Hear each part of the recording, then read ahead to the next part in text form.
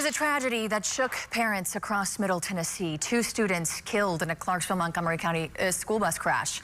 And now, with the new school year going on right now, we wanted to know if anything has changed to keep that from happening again. WSMV investigative reporter Stacey Cameron is here to tell us the answer. Stacey, it's mostly no. Yeah, that's absolutely correct. You know, that crash raised questions that are really hard to answer. How do you prevent something that you don't see coming?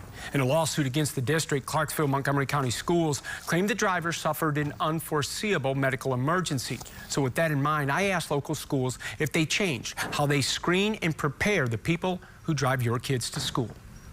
It's been 5 months since the crash that killed 13-year-old Zoe Davis and 14-year-old Ariana Pearson.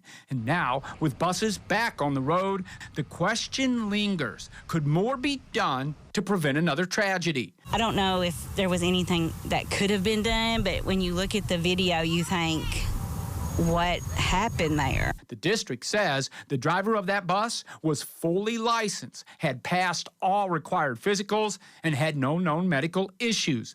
That raises a tough question. If a driver can pass every required check and still have a medical emergency, is the system doing enough? So we sent 6 questions to 6 of the largest school systems in Middle Tennessee, asking if they tightened hiring requirements, expanded medical screenings, or changed emergency training for their drivers. So far, 4 districts have responded. Metro Nashville Schools says its basic hiring and medical requirements have not changed. Instead, the district points to more professional development and training days for its drivers. Requirements in Wilson County haven't changed either. But the district says drivers undergo yearly physicals and answer numerous health questions, and they're encouraged to take medical leave for any care needed.